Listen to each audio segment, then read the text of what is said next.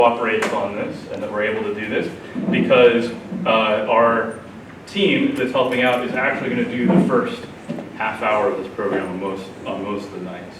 Because one of the things that I realized in doing this over the past year and teaching even before is that I like to talk in this kind of like high-level abstract thing, and then also my spiritual practices are driven heavily by the liturgy and not really the ordinary experiences of average people.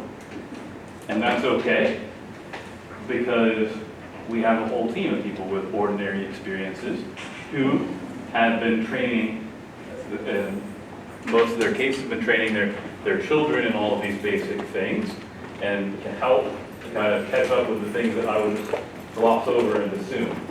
So let's hope that kind of helps with these areas. So like I said again, my name is Father Clement. Before we kind of get into the nitty-gritty of what we're going to do today, I want to introduce our beloved pastor, Father Andre Joseph Lacoste, who is, I don't know how much involvement you'll have in the day-to-day of RCIA, but he's ultimately responsible for everything that happens here, including you all. Give him a chance to say a few words. Thank you very much. Thank you. Certainly wanted to come here this first evening to welcome you all to the rites of Christian initiation of adults.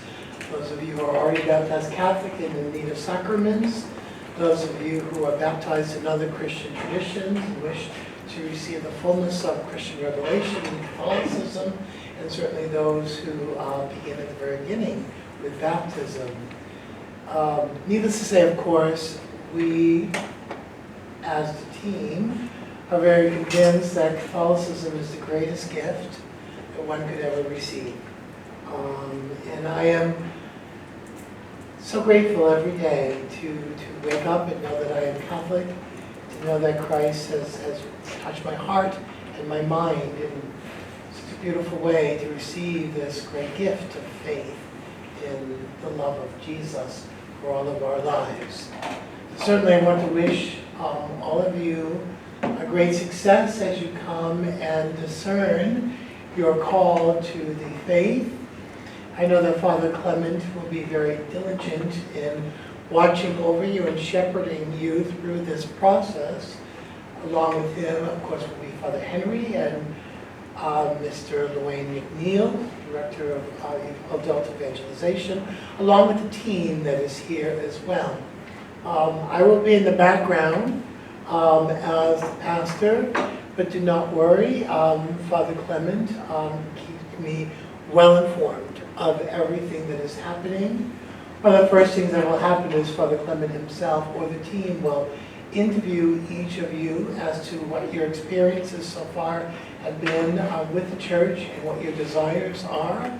Father Clement will then report to me, all of you, and then I will also meet with you personally.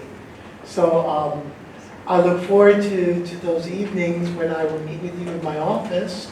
That will be before the rite of welcome, first official rite of Christian initiation, so that not only Father Clement and the team knows who you are, but I do as well as your pastor.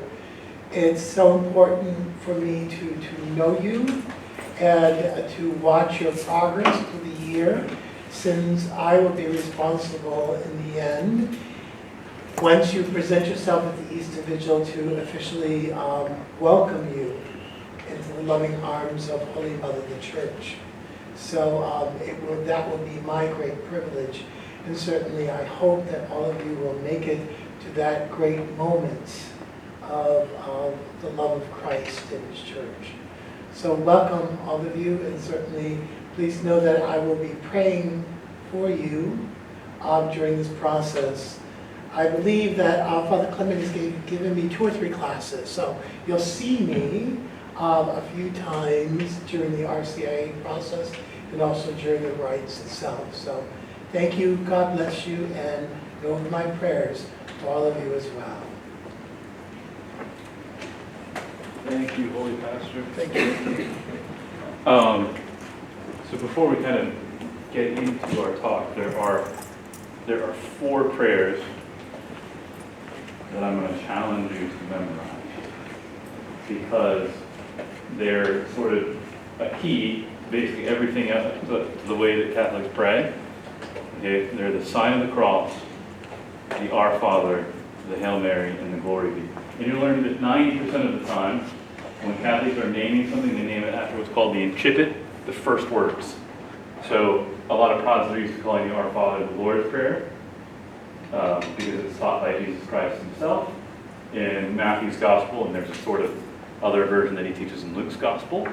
But we just usually typically call things after the first words. Sometimes we'll call them after the first words in Latin, just to make it nice and confusing. Like sometimes you'll hear the Hail Mary just referred to as Aves, and the Our Father, this is Pater, because those are the first words in Latin. And surely you have heard them around in popular culture because Schubert's Ave Maria is sung all over the place. So they're out there. But there are these 4 prayers that I'm challenging you all to memorize, like by next week. Okay.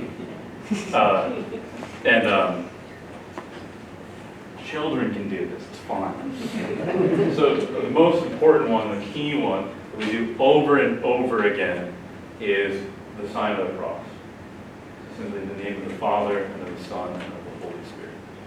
In the West, we typically just head, stomach, left shoulder, right shoulder. In the East, they get nice and fancy and put their 3 fingers together for the Trinity and 2 fingers out for the 2 natures of Christ. Concepts we will cover. If they're confusing at this point, that's okay. And then they go backwards from us. They claim that we mislearned it from them. That's what they say.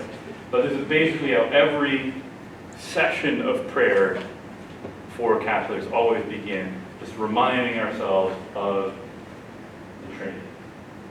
Being marked by the Trinity. It's the distinctive thing about being Christian is the Trinity. So let's do this all together. In the name of the Father, and of the Son, and of the Holy Spirit. Okay, I didn't hear everyone, so let's do it again. In the name of the Father, and of the Son, and of the Holy Spirit. Amen. So that usually begins basically any kind of prayer that you're going to do. There are other liturgies that don't begin that way, but we probably won't get into that right away. So actually the beginning of the Catholic devotionals book is the Our Father. Like I said, this is from Matthew's Gospel. Because people have been praying this for ages, the translation is from, I think it might be from the King James translation. At the very least, it's Elizabethan. But people are so used to praying, we've never updated the grammar. So, Our Father, who art in heaven, hallowed be thy name. Thy kingdom come, thy will be done, on earth as it is in heaven. Give us this day our daily bread, and forgive us our trespasses, as we forgive those who trespass against us. And lead us not into temptation, but deliver us from evil. And so the Didache, the very earliest instructions on how Christians should pray, said that Our Father is to pray 3 times a day. And so our daily prayers actually kind of sneak those in. And a lot of people, and I encourage praying the Rosary, we'll go over that later, will pray it many more times than 3 in a day. But it's essentially, Jesus Christ has asked how to, we'll go into, I'm talking about prayer today, so why am I going to go ahead? Just, that one's important. And then actually on the next page are the remaining 2 prayers. So the Hail Mary, a relatively new prayer, was put together in the 13th century, but actually comes almost entirely from Scripture, from Luke's Gospel, just pasting together different parts of Luke chapter 2. Hail Mary, full of grace, the Lord is with thee. Blessed art thou among women, and blessed is the fruit of thy womb, Jesus. Holy Mary, Mother of God, Pray for us sinners, now and at the hour of our death. Amen. And then the last, which is sometimes also called the doxology, is the Glory Be. There are 3 translations used in English, which just make it ever so confusing. But when most people pray the rosary, not when Dominicans do, but most other people pray the rosary, they do the one that's right here, so we can memorize that one. Glory be to the Father, and to the Son, and to the Holy Spirit, as it was in the beginning, is now, and ever shall be, world without end. Amen. So, I know this seems like a big challenge, but 4 prayers, memorize them. And that will actually just be a key to like learning dozens of other prayers. And I'm putting the cart before the horse because I haven't talked to you about prayer. We're going to try to begin our meetings in prayer, so that way that getting some of these memorized make life go well. So, I'm just going to get going on my talk because today might take a little bit longer than normal. Okay, so why are you here? That's kind of the first question to the whole thing. I'm not putting you on the spot, I'm going to tell you why you're here. That's just how it goes. You are here for Jesus Christ. Okay, that is what it is that we have to give you. That's the whole goal of this whole program is Jesus Christ. So you probably have a whole list of other motivations, secondary motivations that encourage you to be here. Family, friends, loved ones, the witness of people, the structure of the church, all different kinds of explanations. But ultimately, this guy has to be the reason for Jesus Christ, is to have contact with him. And we have to, the goal is to experience Jesus Christ as he's introduced to us. So, to meet him, to receive him. And so we're going to do that in several ways during this program. Some of that is going to be in a sacramental way. Later on we'll talk about exactly what that means. It's in a sacramental way. But a lot of it is going to be in this way of knowing, in this way of coming to understand him. And so that's going to give us contact with Jesus Christ. Fundamentally, the Christian life is about living in contact with Jesus Christ. Not at a distance as a historical figure or as an abstract concept, but as someone dwelling within us and that we are dwelling within. The church is itself the body of Christ. And the Catholic Church is the visible manifestation of that body on earth. And so it is about having this contact in a spiritual, emotional, intellectual, charitable, and in a certain remote sense, physical way. So, meeting him, being with him. And really that contact with Jesus Christ is so that we can dwell with God. I always forget who this is that said it, but that God became man, that man might become God. So the whole goal of this program is divinization, is to be participants in God's own life. He went to great extremes in order to join in our life, and so invites us to join in his life. That's a really, that's the glorious and supernatural call that he has for us, a supernatural plan for us. So it's actually fundamentally, not about the place that we're hanging out, or about our church socials, or about how great the community is here. Those are all good things, but the goal is dwelling with God. So, what should we be looking for? What is it that we're looking to see happen during this process in order to say that we're dwelling with God? Well, at the heart of it, what it is that you all are really looking for, so I'm just going to tell you what you're looking for. It's much easier that way. Is what's called the theological virtues. Oh man, I deleted the slide that I meant to have right after that, so I'm grand. So in some ways, this means that I'm promising you, I'm not going to explain exactly what the theological virtues are, because we have a whole year together to go through a lot of details. But this is what you're looking for. And I'll give you a kind of a thumbnail sketch. And so if you have all kinds of questions and it's scary, that's okay. But the theological virtues, they are gifts from God. We call them theological because they have God as their object. So most virtues have as their object human good. So in some ways, they're a perfection of me. The theological virtues, although they dwell in me, the mind, have as their object a directness towards God. And because of that, we can only receive them from God. And those three theological virtues are faith, hope, and love. Faith, hope, and love. We see Paul list them out in Corinthians. And these are the virtues, so by which we come into contact. So in hope, in faith, we believe God, we trust his own testimony about himself, and so come to know him. In hope, we respond in love to the promises of God. So in hope, when we're talking about hope, we're thinking about heaven, we're thinking about salvation, we're thinking about how good God is for us, and responding in love to that. So hope is already this expectation.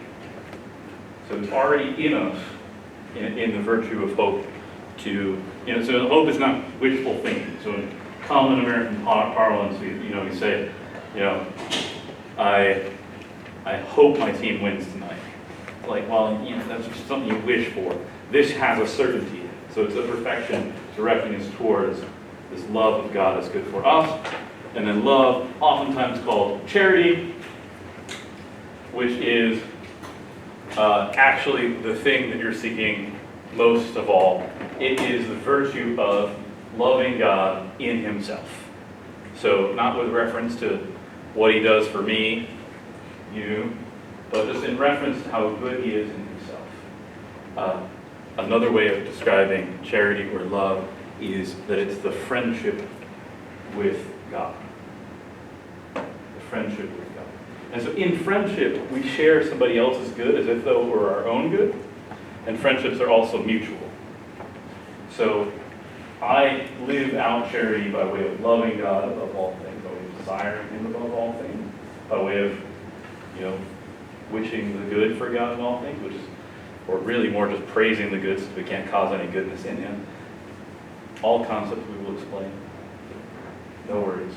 But our experience of that from our end, the response that we receive from being in friendship with God is becoming a part of the body of Christ. So to be a part of the body of Christ means to be a friend of God. It means that we now share in God's own goodness. And so sometimes people will throw around terms like being in the state of grace, which is the Catholic way of saying, are you saved?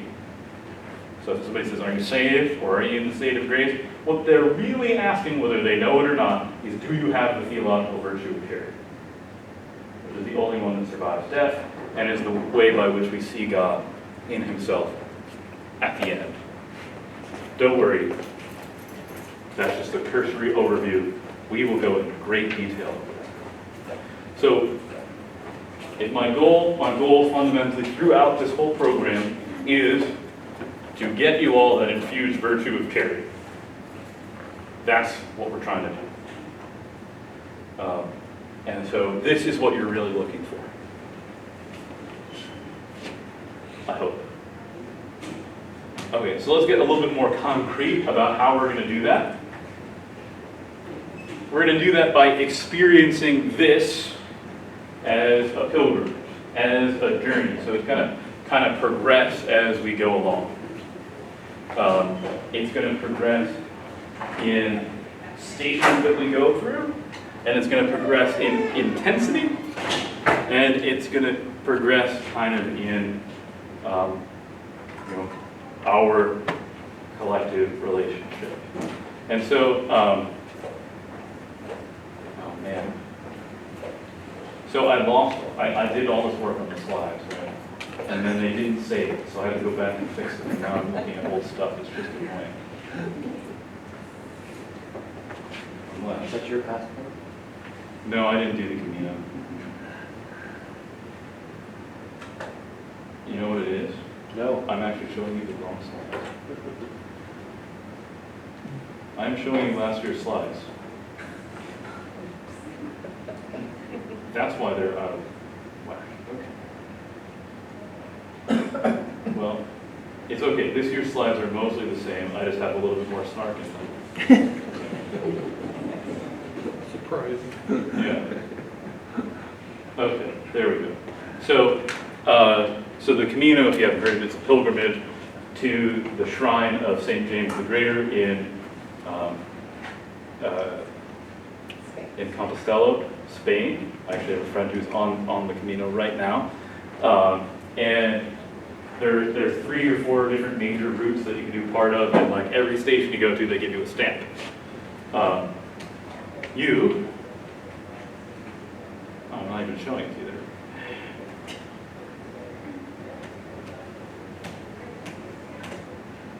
See, when I was saying I'm writing you promises that I'm not giving you this, what are virtues? I had more snark there.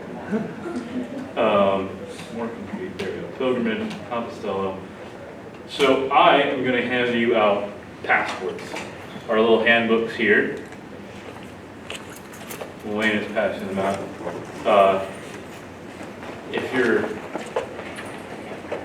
wouldn't it be easier for you to pass them out from the middle? Yeah, I need Sean's help, you know. So if you're an inquirer, you can give the Wayne a signal that you want one or need one. So this is our handbook. This describes what our program is. So the first several pages are like introduction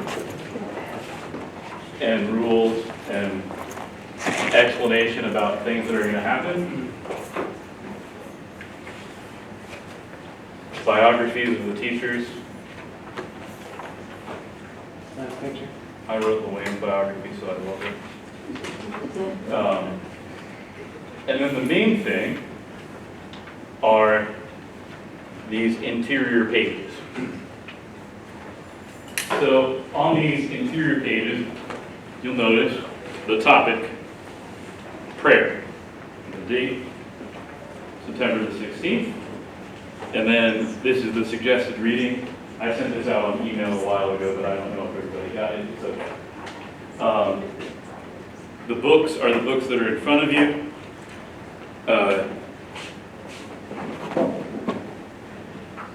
Wait, where's the full catechism? Do we not have catechisms anymore? There's just one over here. There it is. The bottom one, the bottom one. No. Big green. The big green. Oh, the green, I can get the green too. Same book. That is not the same book. So there's a reference book called the Catechism. You can find it online. Apparently we don't have copies. That's what the CCC is. The compendium is this small green book. So the big green book, that's like a reference book. So if you ever want to know what does the Catholic Church teach about virtually anything, it's in this Catechism of the Catholic Church. So CCC. That's why you'll notice it's in these really big numbers. These are paragraph numbers. So it's like a Catholic dictionary. This is the compendium. This is like, let's shorten this and just ask questions and answer the questions. And that's abbreviated COMP in the in the document. And so this attempts to shorten it out. There we go, that's big reading. This is the catechism. See how big this is? This boils that down to the questions and answers. And then, always superfluous is this guy, the USCCB Catechism for Adults. The USCCB is the USCCB is the United States Conference of Catholic Bishops. They put together this book because one problem with this with the big catechism is it's all just these paragraph after paragraph, right? Little paragraphs, right? And what happens, maybe somebody's like a nerd and they go through and read the encyclopedia or just read dictionary entries, but it kind of gets old. Like it's an awkward format. So it's a really good book to have, the catechism, and to look up things in, but it's not arranged in order in the way that people normally read it. So the bishop said, okay, what are the most important things, and how can I compose this in a narrative? And so they kind of summarize and explain things on a chapter basis instead of on this paragraph basis. And so we kind of take the order that we do things from here. They like to begin, I think they want to prove that there are holy Americans, and so they begin every chapter with a story about an American.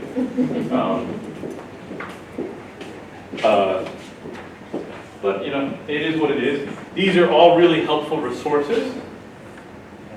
As far as like teaching style goes, you've probably all been in places where the professor is like, okay, and starts class and starts asking you questions, assuming that you've done the reading, and is going to talk all about the book. I don't think Father Henry and I are like that in the least bit. You will benefit significantly from reading and preparing and being on the same topic. It will make life easier and better for you. But I'm going to present everything kind of organically and not necessarily go through commenting paragraph by paragraph, because that's dull as hell. So I gave you space to kind of reflect on what it is that you're reading, and then space to come to class with some questions, because I don't know what you don't know. Fundamental problem. I don't know what it is that you need to know. So I'm going to try and give like this basic overview of everything about the faith. But if you see things and there's like, oh wow, that's really super confusing, write it down. I mean, remember to bring it to class as we're talking about it. And then I gave you space to have notes in class, and then a little square where you get your passport stamp. Okay.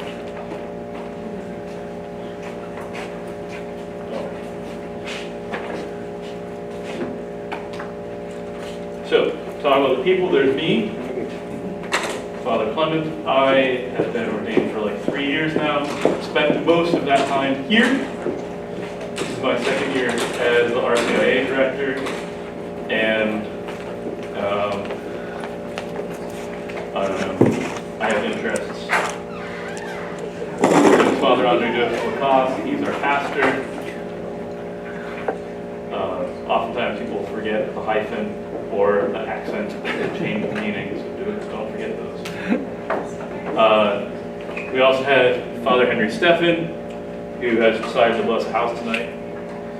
So he's kind of my assistant on a lot of these things, and he'll teach like maybe about a third or somewhat more than a third of the classes. And he's been ordained, he's been ordained just more than a year, so this is his second time through. And then we have Mr. Aloy McNeil, OP. So these OPs, by the way, mean Order of Preachers. It's for Dominicans.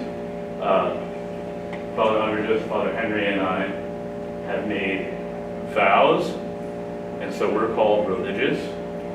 Don't worry, this is crazy. We'll explain it as we go.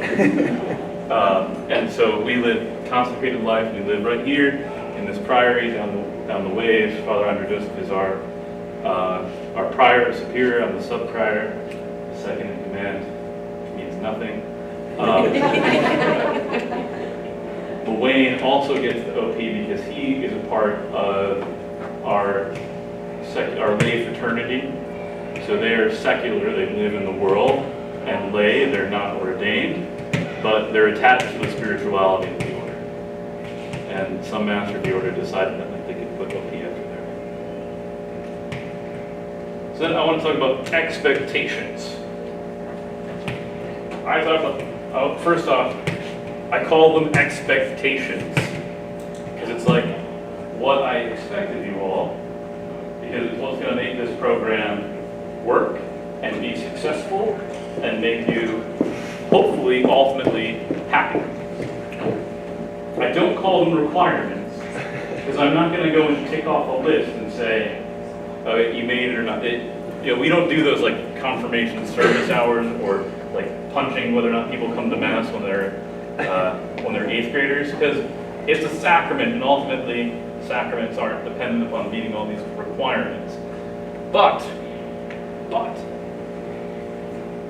people who fall short of these will oftentimes find that they get less out of the whole experience and that it's less successful. It depends largely on God's action and the sacraments themselves and the goodness of them, but how it is that you appropriate them is going to really follow from the things. So the first expectation is Mass. As Catholics, we attend weekly Mass on Sundays, and a handful of other days. There's 5 of them, and so 5 of them in the U.S., I think. I don't really worry about it because I just go to Mass every day. It'll be in the bulletin before, not on Sundays when there's one. The next one is November the 1st. So it would be really confusing to me if somebody wants to become Catholic and they have a hard time with this now. So this is the thing to start getting in the habit of, is to be at Mass every Sunday. Specifically, the 9:30 a.m. Mass here, we will have certain rites throughout the year. Those dates are noted kind of in the beginning of the handbook on page 3. Father Andre talked about the first one is the rite of acceptance or the rite of welcome. Then we have the rite of sending. The rite of election is the same day but at the cathedral. And then we have the scrutinies, which are in Lent. If you're looking at your calendars, you probably think, oh, did he make a mistake? March 14th is a Saturday, not a Sunday. But we're going to have a retreat that day. We're going to do that one on the retreat. Then,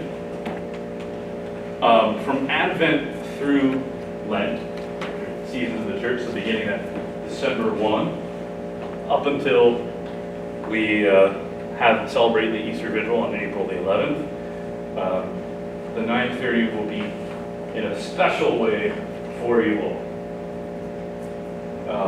Because we'll have kind of a formal blessing and dismissal of you at the end of Mass for everybody else. And then there'll be an opportunity to come here and to reflect on the readings of the day in a more intense way. But I put this here in priority order. Sunday Mass, so just go anywhere on Sunday. Here for special rites, and then to the extent you're able, from Advent through Lent here. The next thing, classes. We meet Every Monday from 7 p.m. to 9 p.m. we start and end promptly. I promise you that. Some other people have had problems with that in the past, so tell them that I promised you it. I'm not going to name names. We're going to record the classes in case. I'm going to try doing video again, but we'll definitely at least record them in audio in case you miss. That way that you can catch up and see the things that you missed, because life gets in the way. Get your passport stamped, collect them all, and we'll have the opportunity we can discuss the sections that you missed if there's any points of confusion. The other thing are the rites of RCIA. So we have the rite of welcome, which is December 1st. That is kind of we ramp up the level of at this stage. You're all just inquirers. Isn't this nice? Let's talk about the basics of the faith. But everybody can kind of, whatever happens, happens.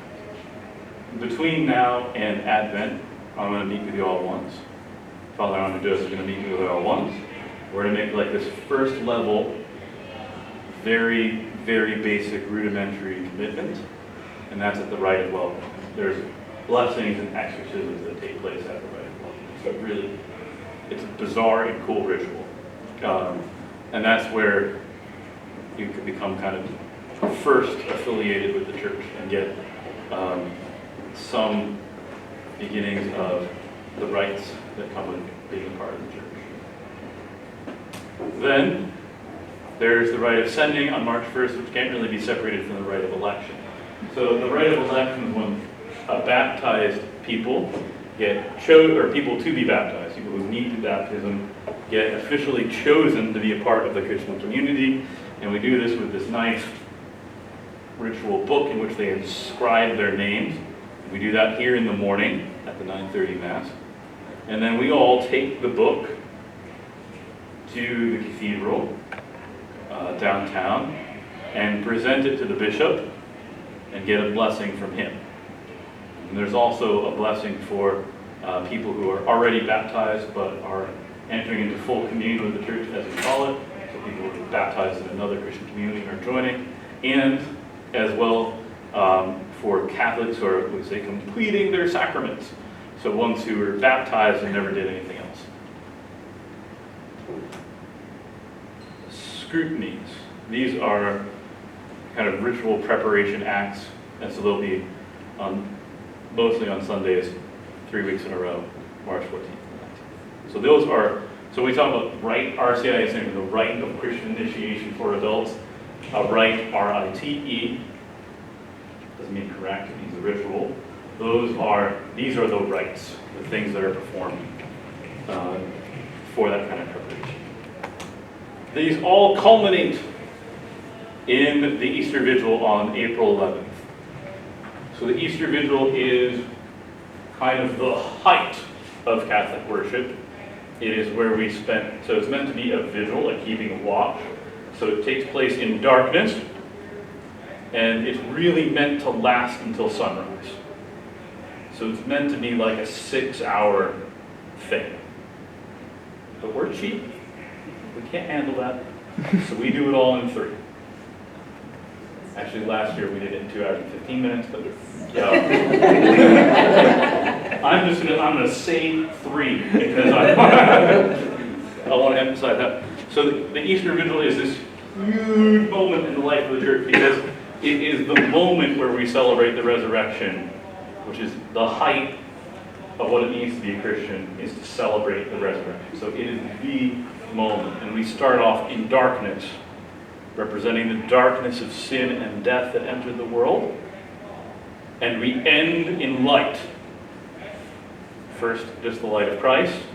It's the Paschal candle, which we light, representing Christ entering into that. And then just the celebrant, representing him spreading his gospel to his apostles, and then to everyone there present, representing the light of Christ, passing on to the church. And then the whole church is lit up, representing the whole world. being lit up by Christ. So it is huge. It's the big event, the main show, and a big part of that is that it's the time where new Christians are made through baptism. All of these rites are really designed for new Christians, for people who need baptism. That's why it's called the Rite Christian Initiation for Adults. But because kind of the level of education that people need, generally it's worthwhile to start from the beginning. And because it would be too complicated to have multiple programs, there are adaptations that are made to include people who are entering full communion, that is, people who are baptized in another Christian tradition and therefore are including the sacraments, as well as for people who just need confirmation. So that's the big event. So you want to have that like on your calendar now. So you want to have all these. Then we're also going to have a couple of special retreats and special meetings. There's going to be two kind of, I say day long, but they're really like kind of 8 to 2 retreats at the Holy Spirit Center. One is on October the 19th, the other is on March the 14th. We used to always just do it in Lent, because Lent is a special time of prayer for the church, and it's a great moment that is intense prayer. And then I discovered that the class really came together as a class on retreat. Like, that is where everybody found themselves and became comfortable praying together and being together. And I said, okay, rather than spend most of the year awkward, uncomfortable, just listening to me, let's have a retreat at the beginning and sort of form together this community at the beginning. So that's why we have this October 19th. I'm also inviting to that first retreat everybody who just came in last year. And they're 6 pretty awesome people. So I think at least some of them will be able to join with us, and they're very excited. I've already told them they need to pray for you. So then there's going to be this potluck breakfast on March the 29th. That's the 5th Sunday. So that's actually the same time as the last of the scrutinies. This is after the 9:30 Mass, and this is where the pastor gets to enthuse about the Triduum, the last of the 3 holiest days of the church, Holy Thursday through the Easter Vigil. And then we're going to have a potluck to close the class. So that's the program.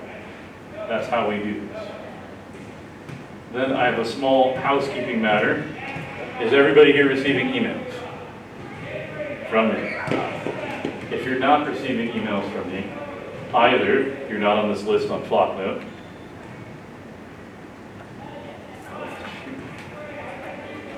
that is the wrong list. Life is complicated. If you're not receiving emails, see me at the end, and we'll work it out. But Flocknote is the method with which we see it. This is actually last year's sign up, which is why the main event. Let's talk about prayer. Well, actually, do you want a water break, food break, snack break? How are we feeling? Break. Why don't we take a 5-minute break? Get up, wander around. So at 10 I'll talk about prayer. Restrooms are in the back hallway here. Yeah. Through this door.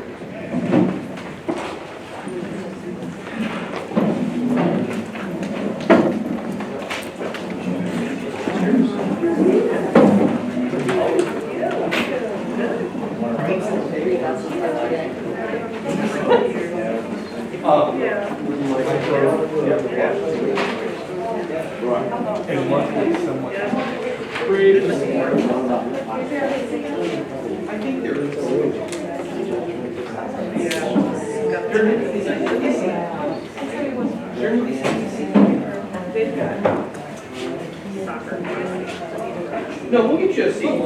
This one's going to be 1 second. Yes.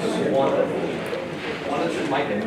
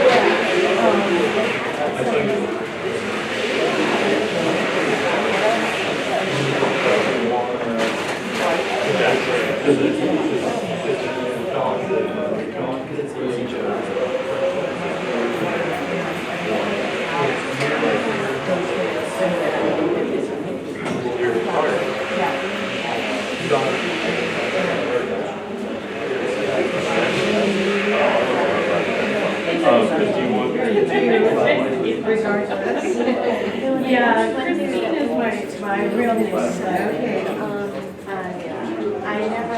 Oh, very good.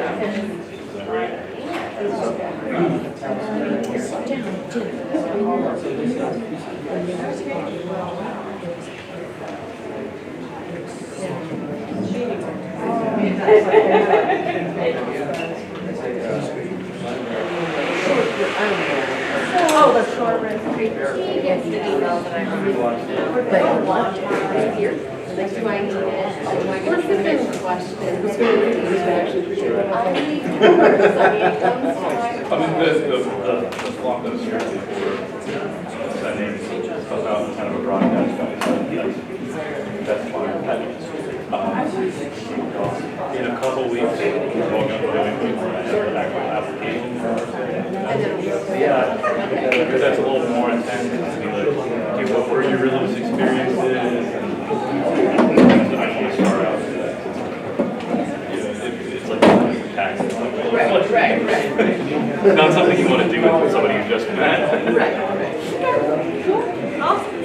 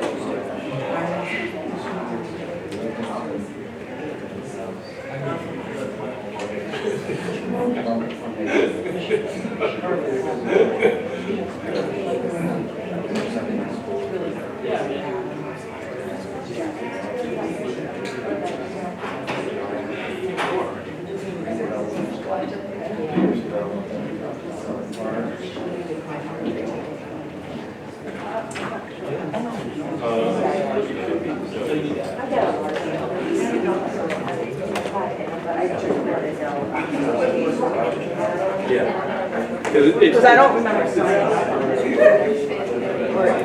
like you would have done it for me. Or you did it. It's, I don't know. You would have done it for me because I didn't. It's the link. It was the link from the website, from the Tinker's website. Like join the email list. I don't know. No, I've never done that, but I get a ton of emails. I'm bombarded. It just, You know. It's just going to tell you. You know who I am. Yeah.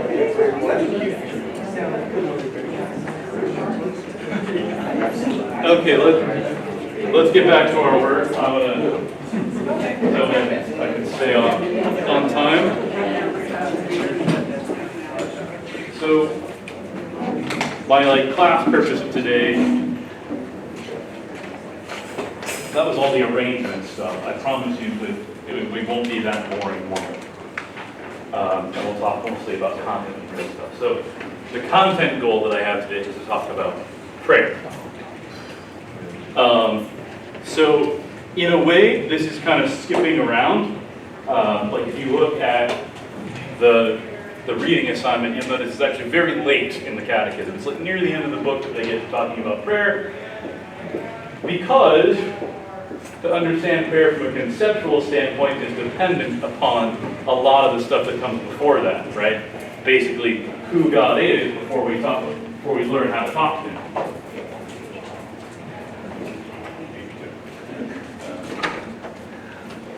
soon.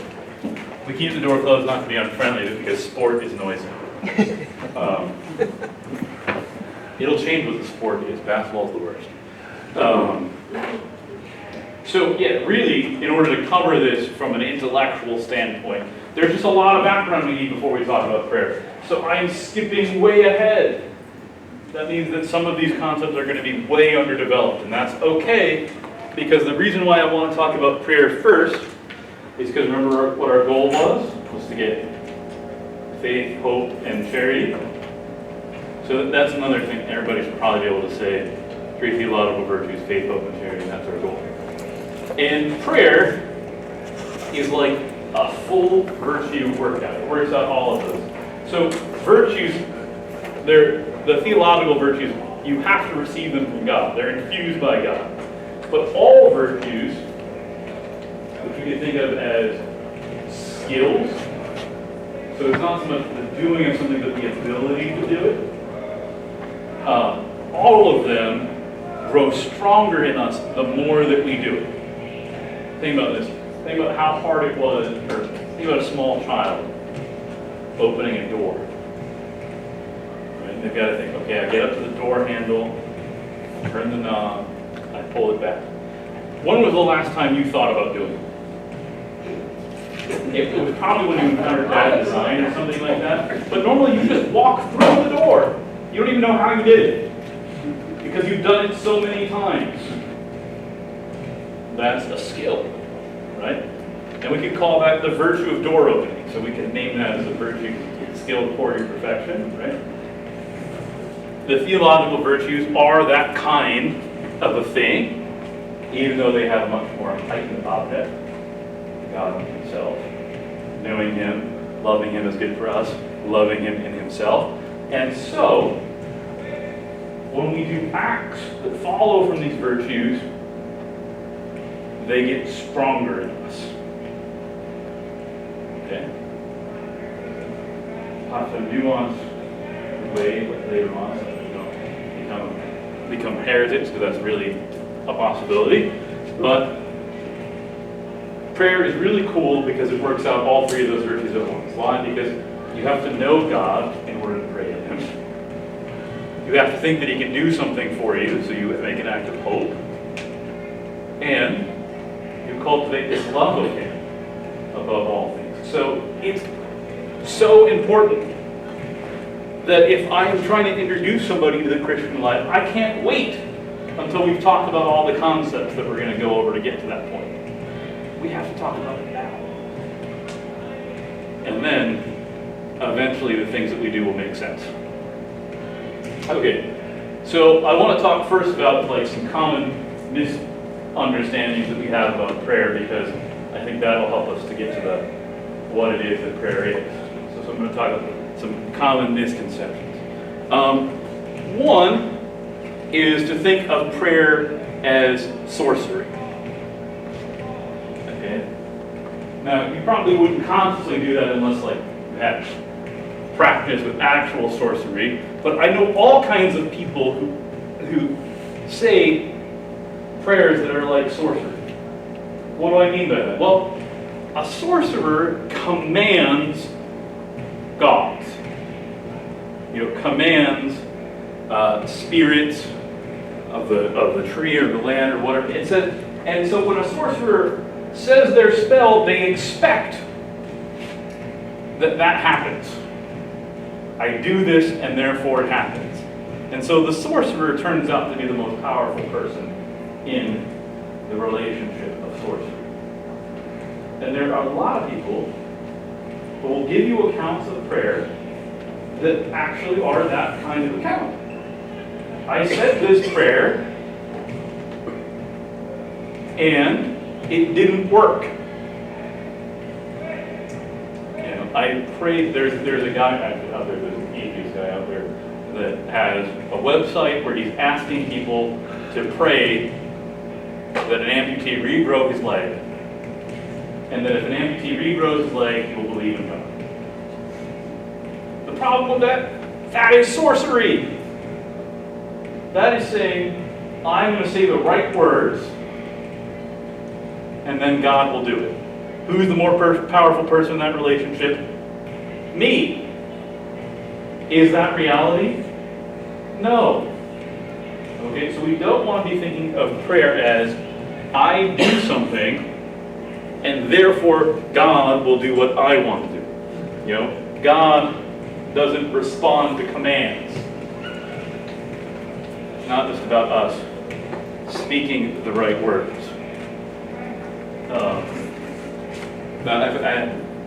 I had some friends right after I was ordained, but thought it'd be clever to say, "Isn't it cool that you can now tell God what to do?" And I was like, "What are you talking about?" And he said, "Well, at the Eucharist, you say the words, and then God does something for you." I was like, "Man, that's not how that works. That's not how that works." God made my words powerful enough to do that. It's God that was in charge there. He was the first power. He doesn't start obeying me just because I got ordained.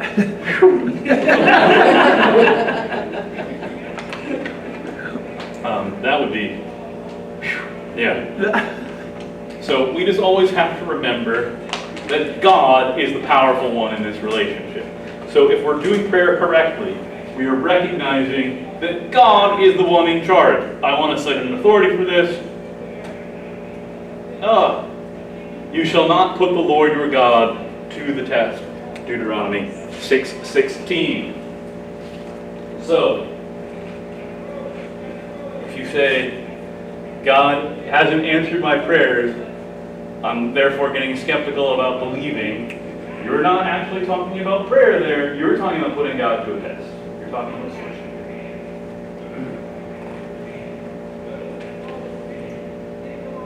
What is another concept about prayer? That it's for emergencies. That it's for extraordinary things, and that's what we should pray about, is to get something extraordinary. We can think, for example, of the Hail Mary path. Why is it called the Hail Mary path? Because it's ridiculous. The only way it can possibly work is if God somehow intervenes, and therefore we pray. This is what Lisa Simpson was talking about when she said prayer, the last refuge of the scoundrel, as her brother was praying for a snow day, having not done his work. Okay? So it's not just about extraordinary things that don't happen in the natural order that we're meant to talk to God about. If we're actually having a relationship with somebody who is the creator of the whole universe, then our prayer life has to go beyond, I need something. God is not Captain Planet who comes to rescue us by our powers combined. Okay? God made absolutely everything. And so that means that absolutely everything can be the subject of prayer. So if you can legitimately want something, you can legitimately pray for it. And we can reverse that test. If you're uncomfortable praying to get something, then maybe you shouldn't be wanting it. So totally legitimate, absolutely everything can be the subject of prayer. Not just the extraordinary. It's not the last refuge, okay? There's another atheist out there that thinks that he disproves Christianity because Christians still see oncologists. If we really believed, then when we got cancer, we would just pray it away. No, God works primarily through the natural order. Everything from that, every single element which the doctor involves in treating us is created by God. He made everything. He made all the people involved. He made the fact that it works. He's at work in the fact that it works. We'll talk about how expansive his providence is. So, prayer is not an alternative to doing stuff. Prayer is meant to go alongside doing stuff. The other mistake that we can make in prayer is asking for things. That's not really so much about God's business, that's this guy. I'll talk a little bit about asking for things, because it kind of fits in that. But if our prayer consists entirely of asking for stuff, then we're really more interested in Sam's line of work than God's. Okay, so I talked a little bit about how wrong ways of thinking about prayer. Now we should talk about how prayer does work. So, kind of a model that we oftentimes use is, okay, I inform God of a problem, He has pity, therefore miracle. This is Oliver. Please, sir, might have some more. And this idea that this is how prayer works is somewhat encapsulated in our language, because the word pray actually just means to like beg or to ask for things. So like when you're referring to Lord, say, I pray thee that you would do this. And there are some jurisdictions where the initial complaint in court is called the prayer, where you ask for relief.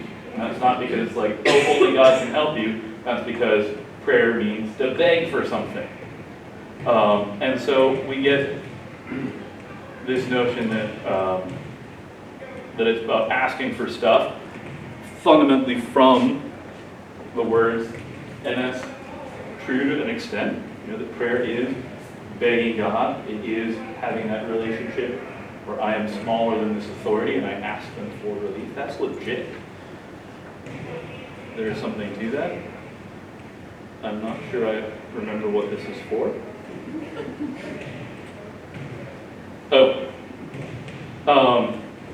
But another way that we can think about prayer as far as asking and begging God for things is thinking that I have to figure out the way to please God in order that what I want happens. Right? So this is the way that the ancients, with their many pagan gods, tended to worship. Right? I acknowledge the potency, the power of this force, the rain, the mountain, the lightning, something big and super scary and inexplicable, and beg, appease it. It goes beyond that. Okay, now the problem with this whole strategy is that God is all-knowing and unchanging, and this is another area where I've got to write you a check that you're going to cash later about the divine attributes, but He is all-knowing and unchanging. And so that means that prayer can't possibly work by informing God about stuff He already knows it. And it can't possibly work by changing His mind because it doesn't change. That's a lie, but I promise you. I promise you. You can hang on to that check, we will cash it. So who does change in prayer? Well, largely we change by being people of prayer, but it's not just this psychological experience that I put myself in this relationship to something bigger, and therefore I deal with the world better. Because prayer does have an effect in the world, but it's the effect that God chooses to give it. So God allows us to accomplish things in His will by way of prayer. It happened only because we prayed for it, but God is still the one that's ultimately in charge of it. That's big. Let's unpack it a little bit. The other thing I want to understand fundamentally about prayer in order to get to that point is that prayer is a conversation. I think the Catechism, the first thing that it says about prayer is that it's lifting the mind up to God. So it's this conversation, this communication that we have with God. Okay, it's our rising up to God. I think of in the sense of being the image of prayer. So how that works kind of depends upon the kind of prayer that we're talking about, and there is a helpful acronym for prayer. Acts. Acts. And I think this is in order. I'm not sure that everybody thinks that this is in the right order, but I think this is in the right order. Acts. So you might want to write that one down. Acts. It's adoration, which is the prayer to God and Himself. So it's the prayer of praise to God. It's just taking joy simply in who God is. Adoration. Contrition. Contrition is the sorrow for sin. So it is the hatred of the fact of my own sin. It is the prayer to God whereby I reject myself as a sinner. Now, important caveat to that. Contrition is prayer. That means it's the hatred of my sin, recognizing that it's displeasing to God, and that God loves me, and that my hope is in God. So, it's not just it's not just beating myself up. It's not despair. It's not like just thinking about how unworthy I am. It is the recognition of the fact that I have chosen to do things against God, hating the fact that I did that, but with the hope that God is the one who can do something about this. So it's not saying, okay, I've got to figure out how to please God, and then He'll love me, and then things will be great. Like, what is it that I have to do? It's the rejecting of my own sin. Because every movement away from sin is simultaneously a movement towards God. Adoration, contrition. Any guesses for T? How did you know? No, it's pretty obvious, right? Thanksgiving. So Thanksgiving is the prayer of recognizing the fact that you've got everything that it is that you have from God. So like it's obvious the need to thank Thanksgiving, like when you have a prayer answered, right? When you ask for a drought to end with rain and it rains, like that's an obvious occasion for having Thanksgiving. But this includes Thanksgiving for basically everything because God is responsible for everything. So if adoration is a recognition of God's goodness in Himself, contrition is a recognition of my failure to live up to His goodness, and therefore seeking to be transformed into His goodness. Thanksgiving is a recognition of God's goodness in me. So far, we've gotten through most of the acronym, the important parts, and we haven't talked about asking God for things. So that's the S. Supplication. Supplication is not a normal word for saying this, but they really had to make the acronym work. But supplication, that is beg. Suppliant is somebody who is begging things from you. And so supplication includes both intercession. Intercession means to be between. This is where you pray for somebody else to get things. And this is what you're asking for when you ask for somebody to pray for something you need. You're asking for them to intercede for you. So you say prayer of supplication. But you can also obviously say prayer for your own things.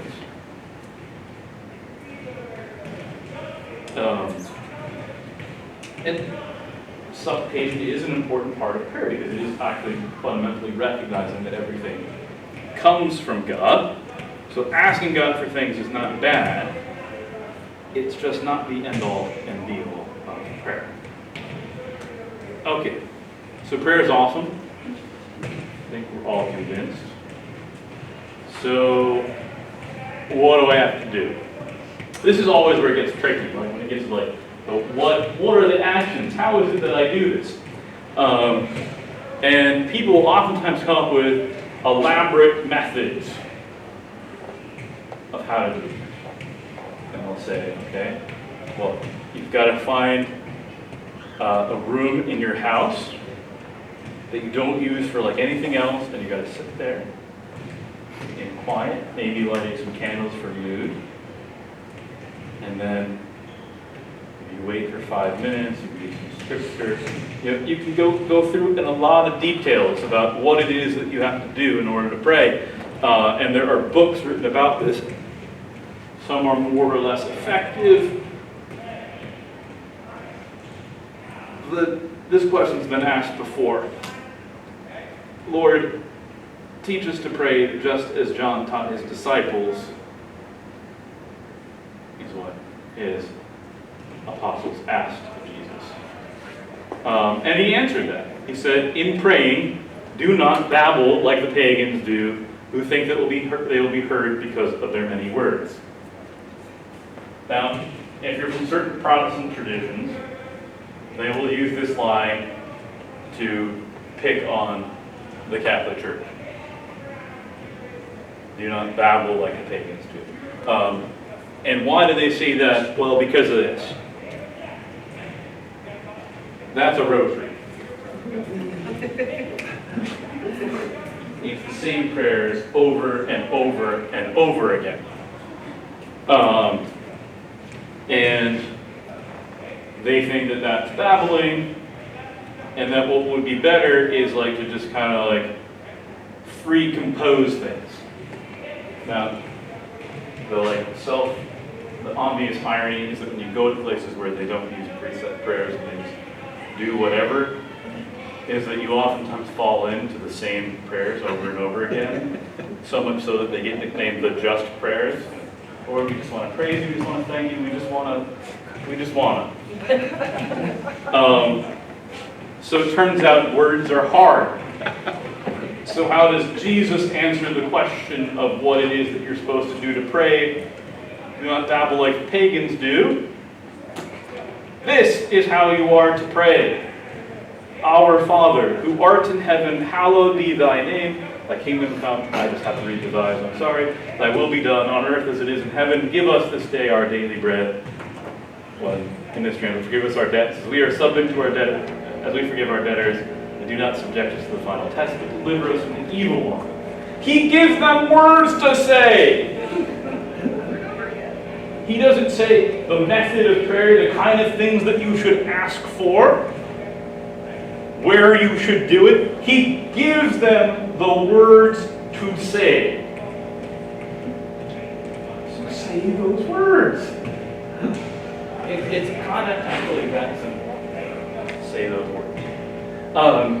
Now, this prayer, obviously being taught by Christ himself, is particularly special because it also kind of summarizes all of the forms of prayer all in one.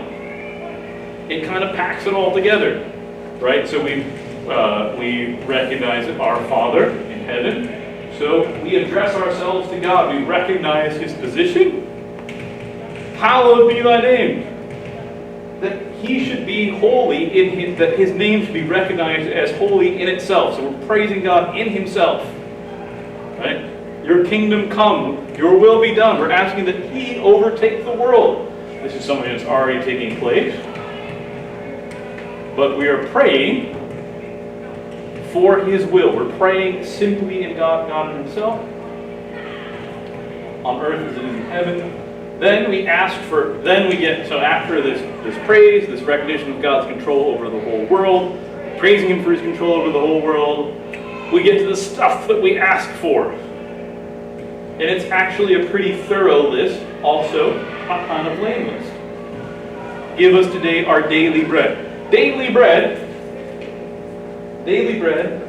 is the thing that basically a beggar was owed. To be able to eat through the day. So we ask God, right, for like the most basic level of sustenance that we're entitled to. So we ask him for stuff that he really should provide us anyway. Why? To recognize that even the basic, bare minimum stuff comes from him. Forgive us our debts as we forgive our debtors. Debt is this hugely, in the ancient world, debt was always a personal debt. So it wasn't like that you borrowed money in order to buy a car, or that you borrowed money in order to build a business, or you borrowed money in order to have a house. It was you borrowed money in order not to starve, because your harvest wasn't that great. And so being in a state of debt left you in a state of bondage to somebody else. And sin against other people also creates a kind of debt, a kind of bond, a kind of thing that we owe them. And so we pray that we be relieved of the burdens that we have put on other people, the things that we have received from other people, be relieved of the burden to them, and that we forgive, and that we also forgive them. So it's kind of making a promise that we relieve others of the debts they have to us in the same way that we want that for ourselves, but also the fact that we pray for it. So when I first learned about this in the 4th grade, which is one of the 2 grades where I went to Catholic school, it made me stop praying the Our Father. Like that promise was too much for me. It took me a while to realize, okay, no, I'm much better off saying the prayer. This is good for me. This obligation to forgive in the same way that we are forgiven. But the fact that we are putting that into prayer is not just making a promise to God that we will also forgive, but it's asking God to give us the strength to do that. Recognition that our ability to do those things come from Him. Do not subject us to the final test. That's basically asking that we be free from the temptation to sin against God, also recognizing that our ability to do the good thing comes from God Himself. And we ask to be delivered from evil or the evil one.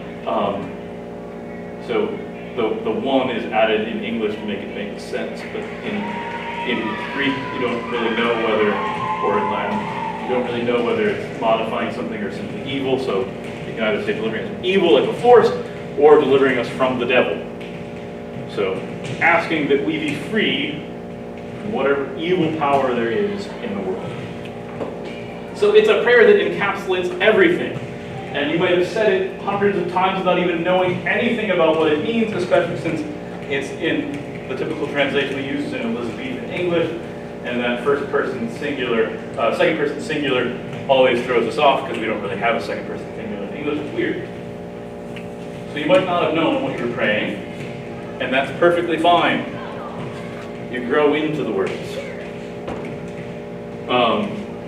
So the Rosary is one of those prayers that is particularly recommended to us.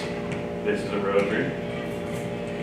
We will go over how to pray it at some point, but it uses all of those 4 prayers that we're going to memorize kind of over and over again. Why? Well, so that we own them over and over again, so that we make those words our own over and over again. But in addition to repeating those same prayers over and over again, we meditate on particular mysteries of the life of Christ, and particular things that are in Scripture. And having that moment where we're kind of called away gives us this opportunity to pray really on 2 levels at once. We're saying the prayers itself, we're given this opportunity to think about divine heavenly things all at once. It's a meditative experience recommended by the Church heavily. Higher up and super more important is the Mass. The Mass, named from the last words of it, is the celebration of the sacrament of the Eucharist. It's the source and summit of the Catholic faith. It is where the sacrifice on Calvary is represented before us. More concepts that we'll talk about in detail as we go along, but it is really the prayer that Christ has given to the Church to be the prayer of the Church. It is our calling up into heaven, our praising God in the way, or our praising God with His own praise. Wayne over there led a Bible study last year in the book of Revelation, And the description of the church in heaven from the book of Revelation is what's going on in Mass. It is us living with the church in heaven, singing the praises with the church in heaven, all at once. So, however it is that we participate, whether it's as a deacon like I am in this photo, or as the, you don't recognize me, or as a priest himself, or by doing some kind of function, or by just being there and joining in the intention, however it is that we are participating, we are engaged in Christ's own prayer. The church also has the Liturgy of the Hours, as it's called now, the Divine Office, which is where the Psalms, the Scriptures' praise of God, and exactly the full emotional experience of being part of the people of God, from cursing your enemies, praising God for His glory, to being really sad, to being really contrite. All of the possible moods of humanity are in the Psalms. The church has arranged them to be said at particular times of day throughout the day. Over now a 4-week cycle because we're wimpy, but it used to be over a 1-week cycle. And classically, Vespers would be offered in parish churches all over the world.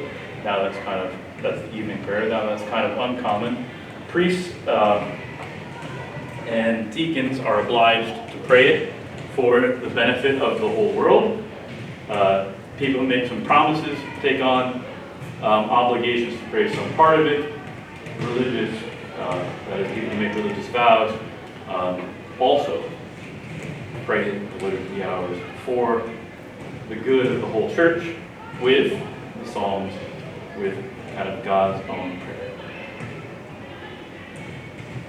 So those are all like really kind of active, structured ways of prayer. When you hear prayer, you probably think of this kind of prayer, quiet prayer, which is a relatively new innovation, actually, but is very profitable for the spiritual life. To just spend time doing nothing with the Lord. This is actually incredibly hard. And it sounds easy, but it's incredibly hard because the distractions of the world just kind of always want to invade in. And so having something that we're doing is usually helpful for focusing the mind on divine things, because we are body and soul. We're meant to experience the world through our bodies. So doing bodily things, having a physical thing that we can touch, words that we can say, is very helpful to be able to do that. But quiet prayer gives us this opportunity to imagine life with God, to read the Scriptures and reflect on them, to ruminate.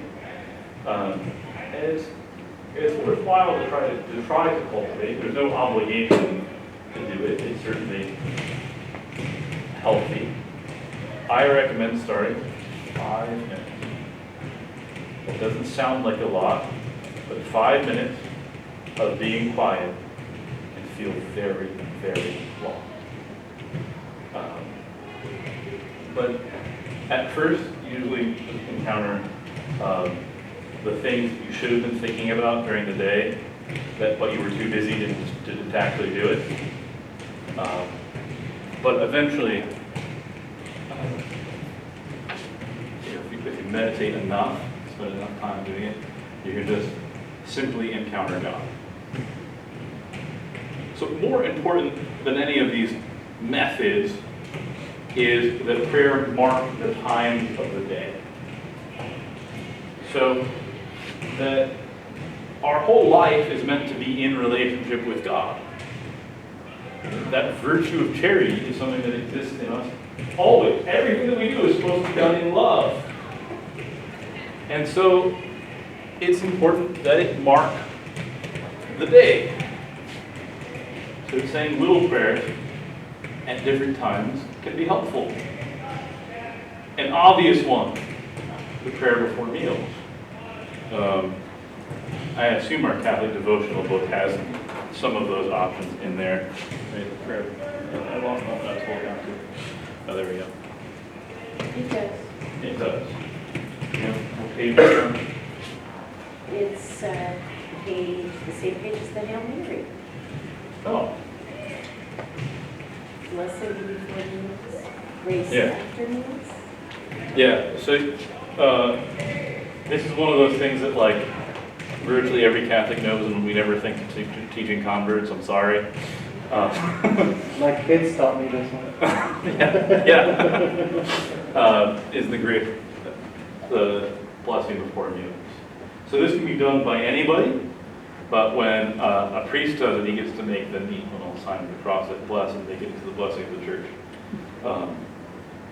And so it's simple, it takes like just a couple of minutes, but it recognizes and consecrates the food that we receive as being a gift from God. Then there are bed-related prayers. It is always a good idea to pray before you go to sleep, because sleep is actually a time of great temptation. We have, our dreams, our fantasies of doing great things. And so it's a good moment to pray, to ask God, and to reflect on our own. It's at night, the Liturgy of the Hours of the Church's prayer reflects on death, on the fact we don't always survive through the night. And so it's a time to pray for God to watch over us through that night, to hold on to us. It's also classically the time when we engage in what's called the examination of conscience. We'll talk about that more when we talk about the moral life. We talk about the sacrament of penance in the midwinter. But simply put, the examination of conscience, we look throughout the day and we see, where have I fallen short of the glory of God today? Because in order to have a healthy spiritual life, we need to have a healthy knowledge of where it is that we have a tendency to sin.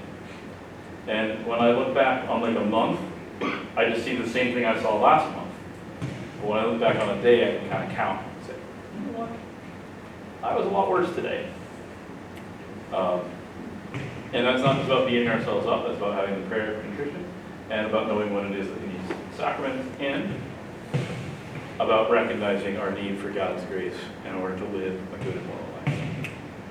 In the morning, when we wake up, it's always good to make a prayer that we consecrate the whole day, so that we set it off on the right foot. It's like one of those things that we should do along with making our bed, which is why it's one of those things that people don't do because they don't make their bed.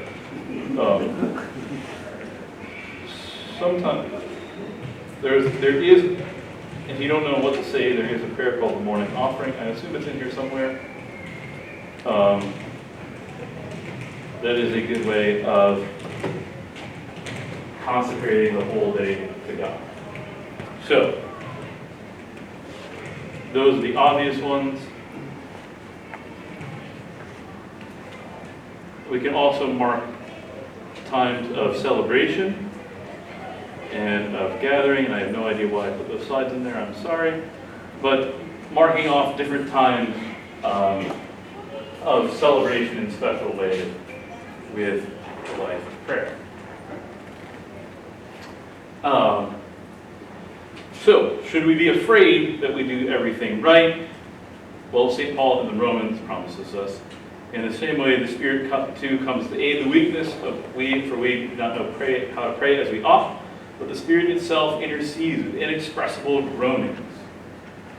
So prayer is ultimately about, am I going to do this whole thing right? In the way that, sorcery is.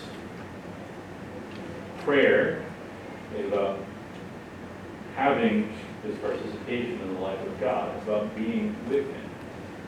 And so opening ourselves up to Him is the important part. It is the way that we pray as we ought. And so we allow God to pray in and through us. Our ability to pray comes from Him, and Him along with the Holy Spirit. All more concepts that we'll explain in greater detail. At this point, What questions do you have?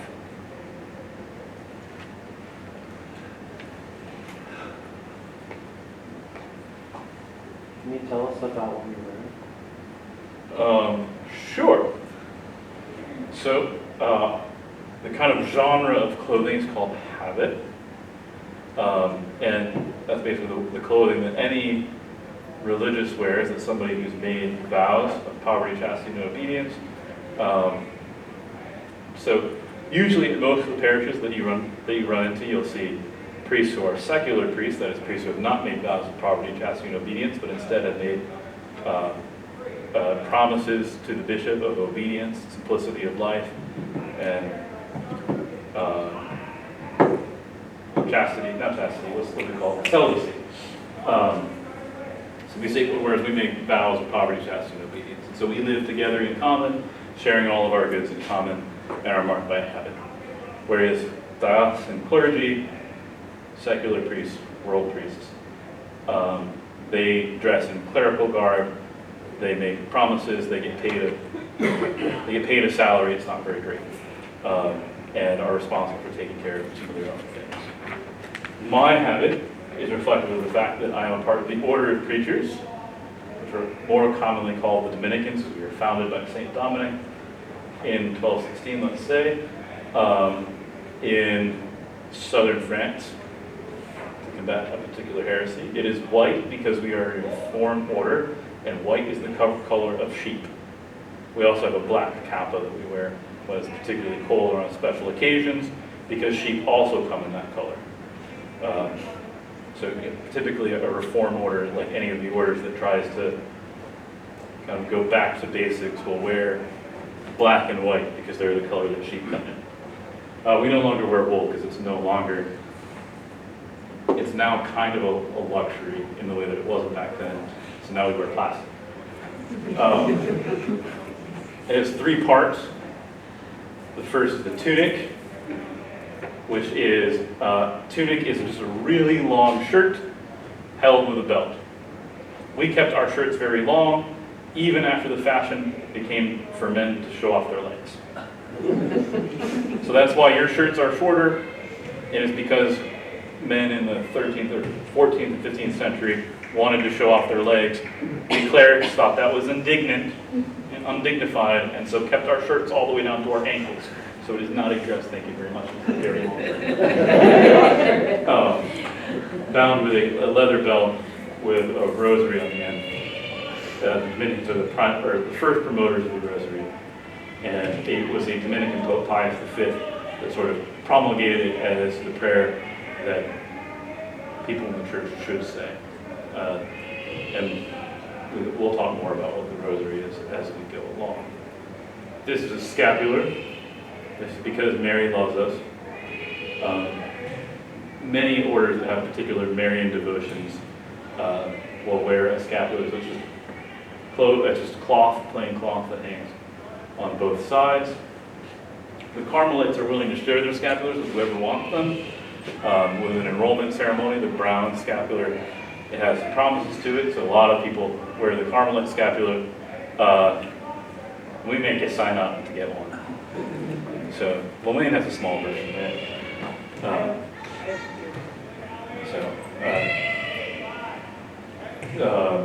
And at the top is a capuce, which is named for the fact that it has a hood. It's because we started off as canons regular, and that's how canons regular mark themselves off as having a capuce.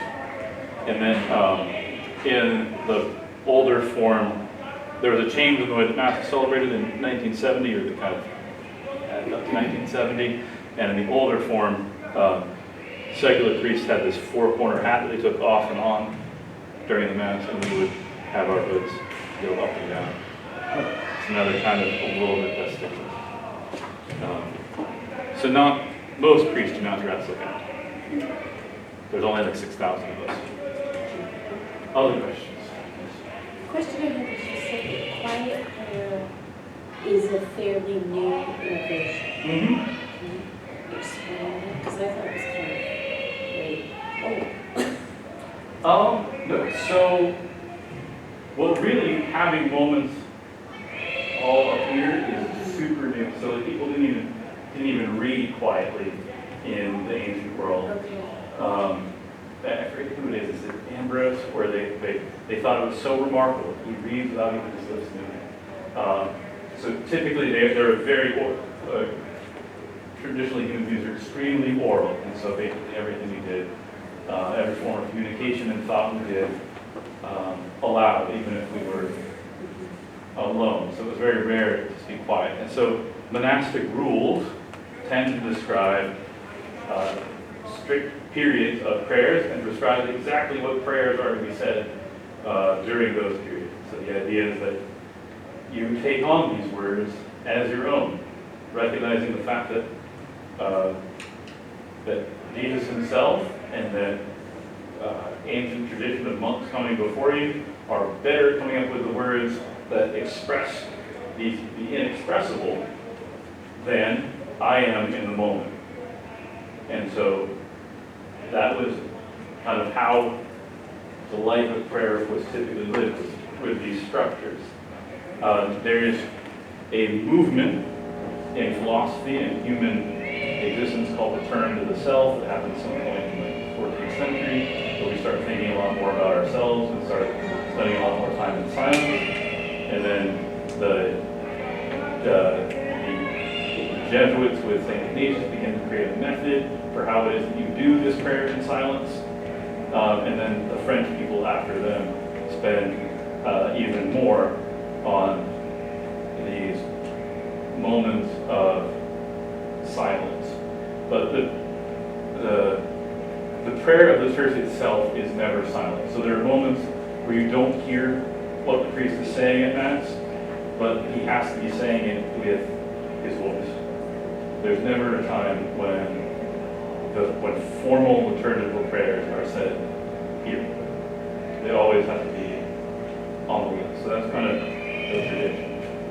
And I think, so we spend a lot more time up in our heads than people traditionally did, period. But I think, and it's really good. I mean, it's an amazing thing to be able to claim the imagination like this, to be able to control it, to be able to have those moments of contemplation and intensity. But sort of the wisdom from the ancients is that that also opens us up to being more easily distracted. So when we're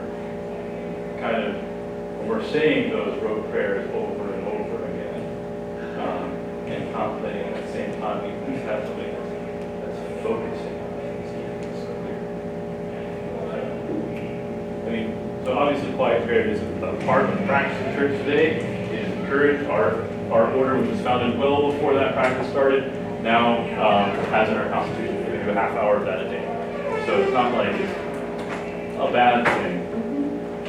But if you find it hard, it doesn't mean that you're a failed Christian. Sometimes you think, I am bad at prayers. Okay, relax. Just say some words. Okay. Other questions? There must be other questions. People must be afraid. My daughter has to pick a saint for her school booklet. What's her favorite? What is my favorite saint? I don't know. Saint. So everybody has to say Mary. So you always have to say like favorite saint beside of Mary. She's the most awesome.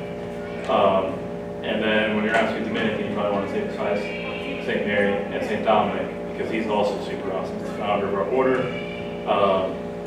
a really good and holy man. So I might say St. Clement, my religious patron, who was Pope from 92 to 99 or 101. Source you look at, wrote a big important letter in 96 and kind of saved and organized the church. I also like basically all of the martyrs, basically. Other questions? Okay. Oh, yes. So the quote that Robert came in, say that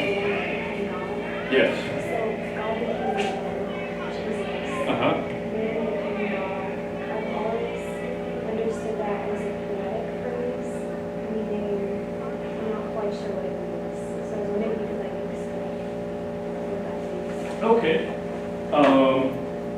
So I think it's more than poetic. The tradition of using language of divinization goes way back. What it is not saying is the kind of Mormon thing, whereby like there are a bunch of new gods that are born, right? That the Father is the name Jesus, and then Jesus is the Holy Spirit, and then you will be a god with your own planet somewhere else that you rule over once you get up to that kind of level. That's not what we're saying. That God is at heart a communion of knowledge and love, right? It's like God is love in a fundamental way, and in relation, and that we are made to participate in the communion of the Trinity itself. So to see, to know, to live in God.